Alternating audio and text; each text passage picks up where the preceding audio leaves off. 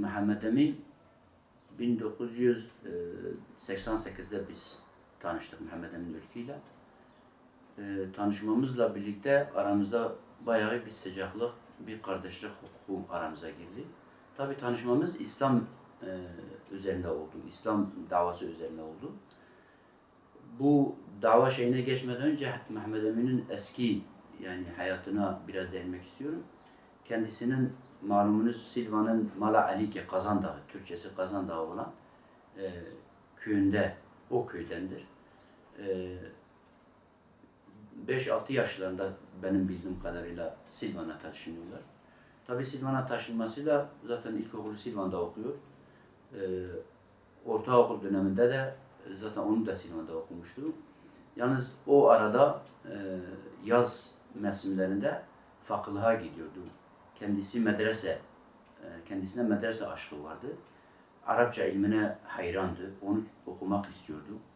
Yani kısacası bir alim olmak istiyordu. Gayesi buydu. Tabii bu arada Müslümanlarla tanışmıştı. İslam davasıyla tanışmıştı. Davayı kabullenmişti. Aradığı zaten şey buydu. Ve bir çalışmanın içerisine girmişti. Çalışmayla ilgili ise de kendisi gerçekten çok böyle enerjik bir insandı. Durmak bilmez bir insandı. Yaz aylarında biraz demin de bahsettiğim gibi medreselere gidiyordu. Bildiğim kadarıyla Hazro'da, işte Hazro'nun Hınçıga köyünde, Sofya'da, Hüseyina'da, böyle değişik köylerde fakirlik yaptı. Oralarda medrese okudu. Medrese ilminde de çok başarılı bir insandı. Yani Allah-u Teala'nın vermiş olduğu bir vergiydi bu ilim aşkı. Bir de güçlü bir hafızası ve ezberi vardı. Bu davayla tanıştıktan sonra, yani İslam davasıyla tanıştıktan sonra benim kendim şahit olduğum durumları vardı. Bu durumlarda gerçekten bu genç kardeşimiz durmak bilmezdi.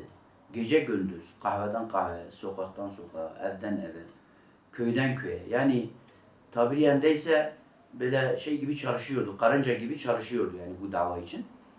Bayağı da hizmetleri oldu bu dava noktasında. Bu çalışmalarda Muhammed Emin gerçekten şahsım olarak tebliğ çalışmalarında hıpta edilecek bir insandı benim için.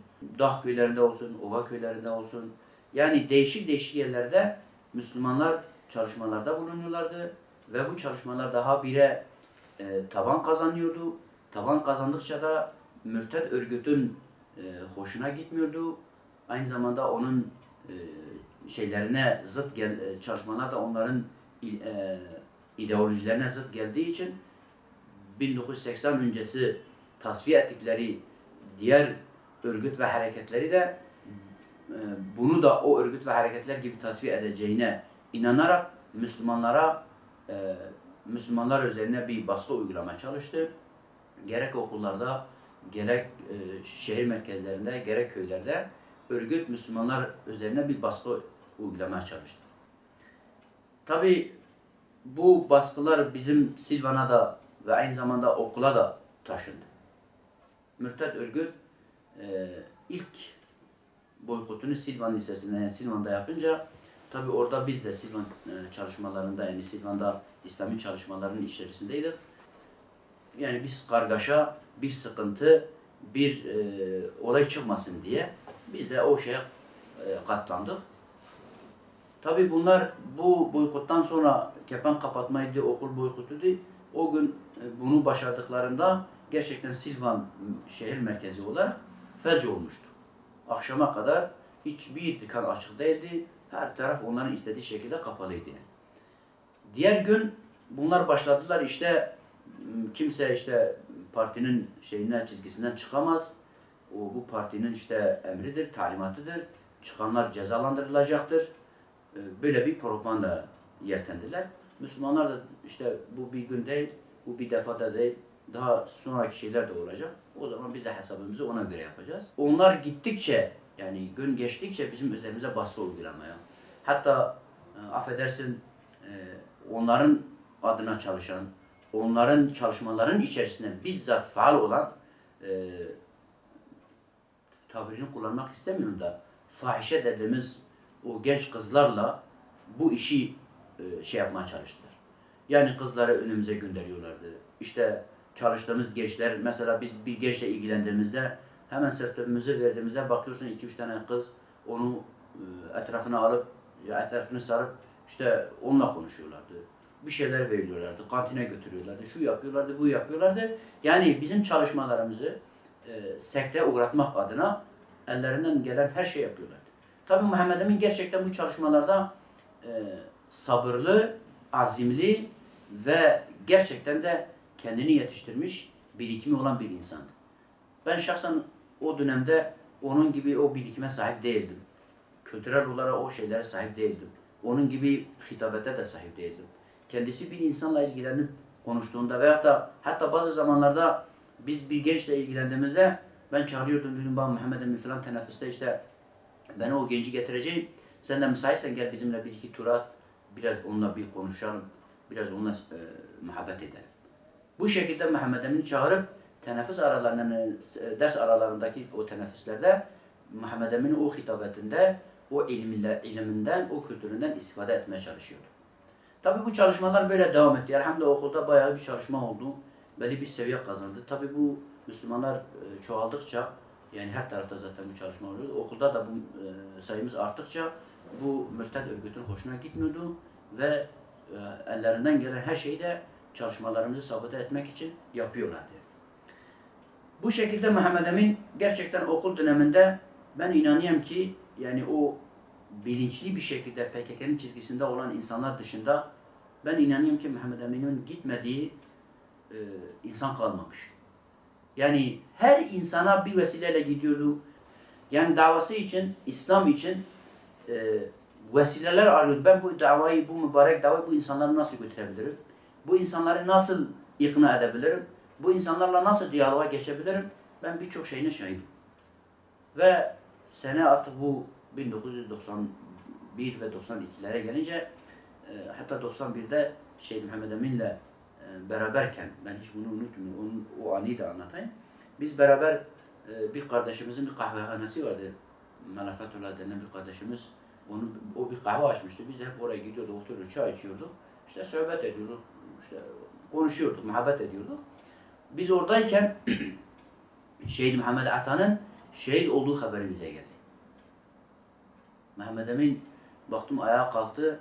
Dedi işte böyle elini beline, iki elini beline vererek işte dedi çalışmanın o süs tacı olan şehadet işte tam yani çalışma buna muhtaçtı. Bu Allah'ın izniyle bununla birlikte Müslümanlar daha fazla kazanacaklar diye bu mealde bir tabir kullandı. Yani dedi işte şehadet bir taştır. Bu çalışmanın da başına geçmesi lazımdı. İşte geçti tabiriyle yani bu mealde bir tabir kullandı. 2 gün önce ben bir arkadaşın evindeydim. O arkadaş da Muhammed Emin'i çok seven bir arkadaştı. Ona oğlu geldi dedi ola Muhammed Emin ben demişim işte Said abi bizim evdedir. Muhammed Emin size selam söylemiş. Ben de kalktım. Dedim ola sen işte Muhammed Emin'e böyle küçük böyle bir mektup yazdım.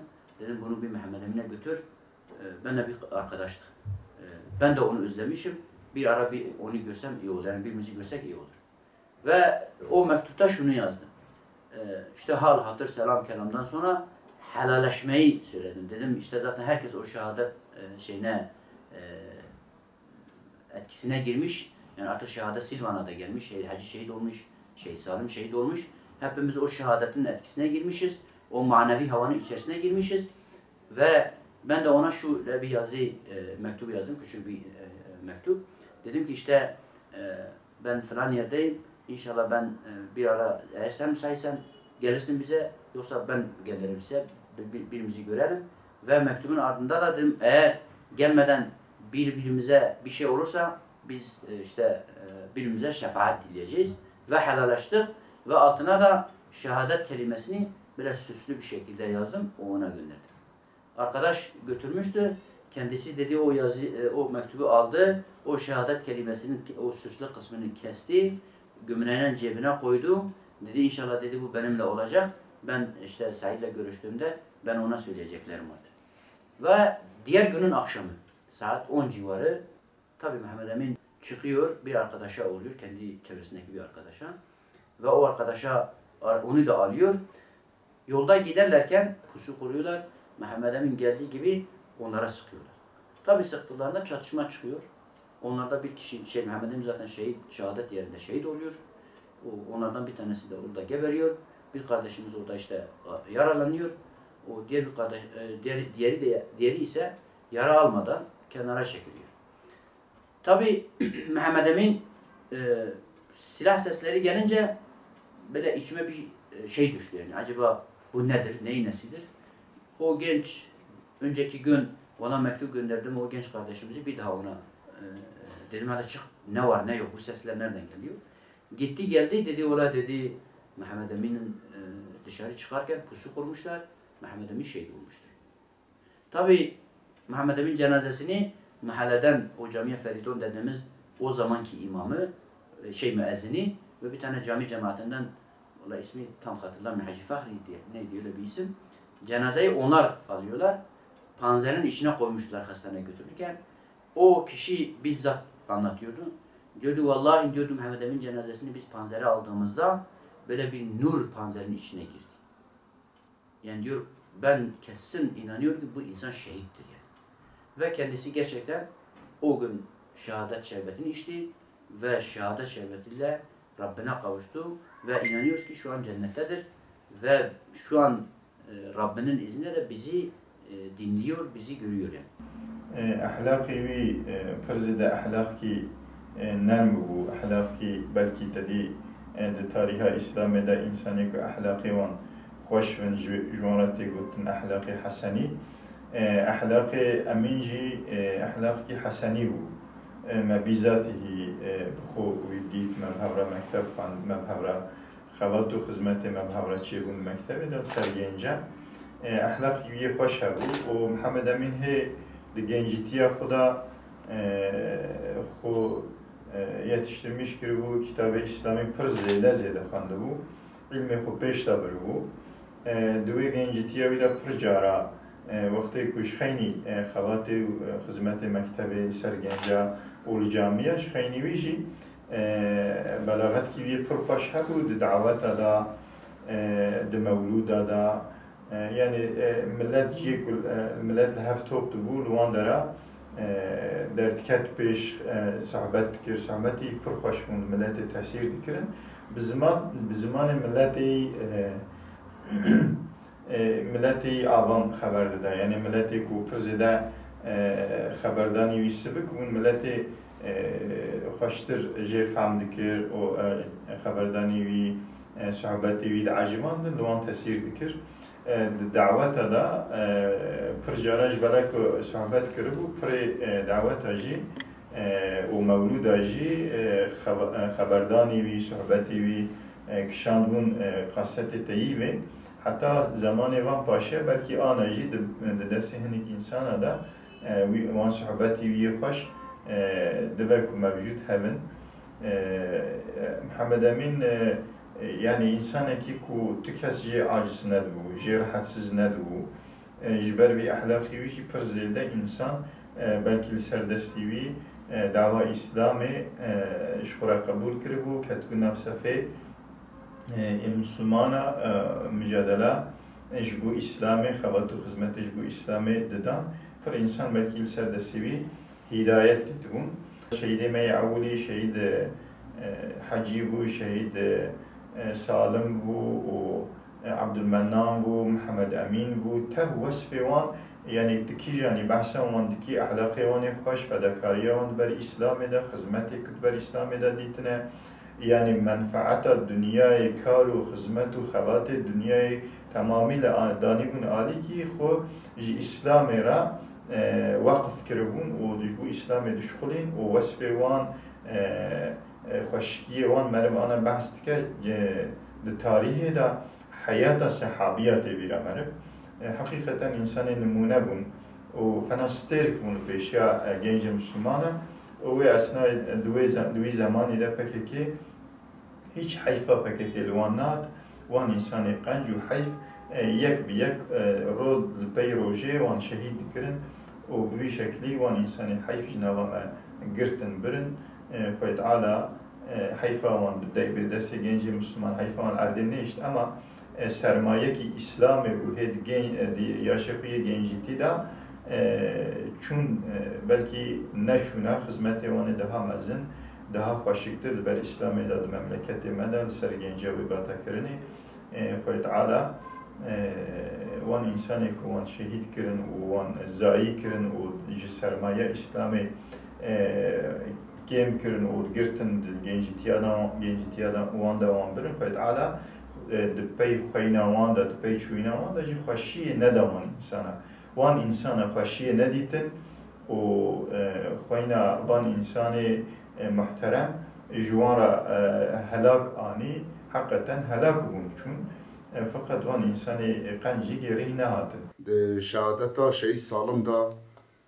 چون سوسایل وی در اجماع صحبت کرد ملت وی در تب گریان یعنی من هبقى لصحبتا عالما قداري كريه وكا صحبتا في إنساني كلمة تحسيل ذكر تنبو يعني پر إنسانكي ملايين إنسانكي أحلاكي وساطي دابو يعني مري دنيرت مري بجي يعني پر درسات استن إنسانكي وساطي غير بو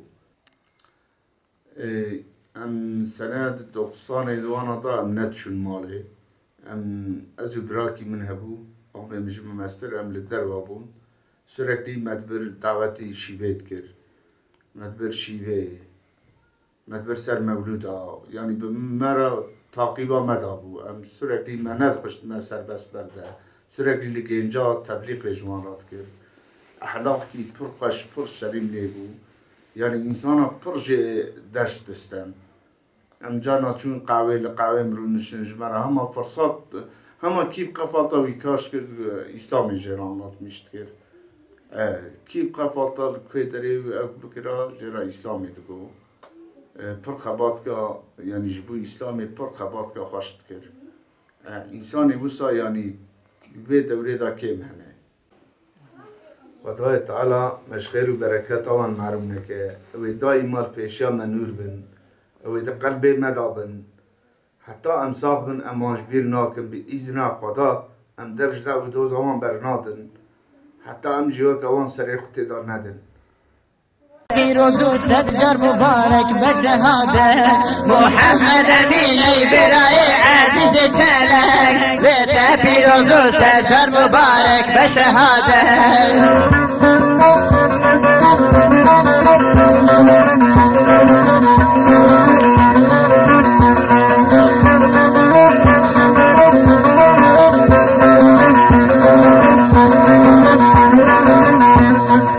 سكني فينك كتبت البرا تبشر وروش تبلغ ذكر دعوة پیغمبرا تنفس كان دبول ظالم وكافرا جلو ما تشاهد كرن جواديد الفرصة تنفس كان دبول ظالم وكافرا جلو ما تشاهد كرن جواديد الفرصة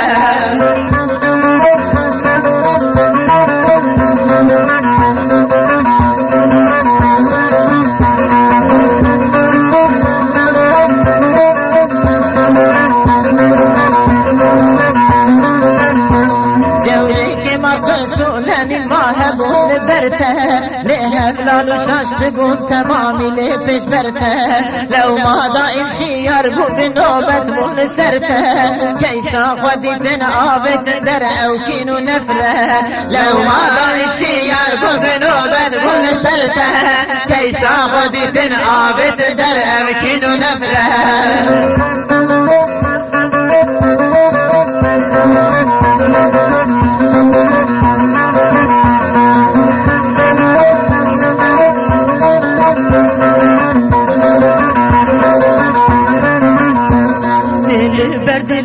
عزيز بوي اي برائمي حتى امها بالجبير لكن ودر بخاين مشتهر البرشاب مهرش بو فرقي نشيرين دي قلبي مدامان برا قلك كل حسنك مشتهر البرشاب مهرش بو فرقي نشيرين دي قلبي مدامان برا قلك كل حسنك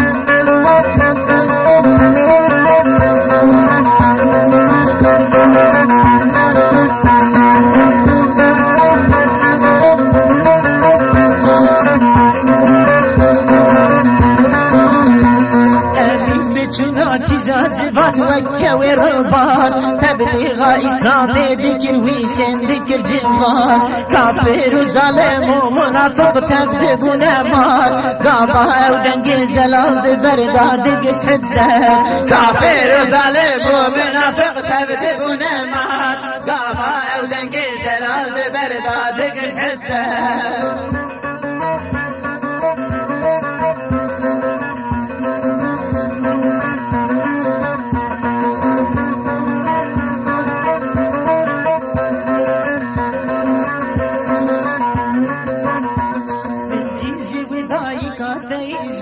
بكرة كوري وينت تني أنت القرجة أمسك كافري بقربان بكنج ترى خورتي حزب الله بخوينا ترى لكن خيانة أمسك كافري بقربان بكنج ترى خورتي حزب الله بخوينا ترى لكن خيانة أمسك كافري بقربان بكنج ترى خورتي حزب الله بخوينا ترى لكن خيانة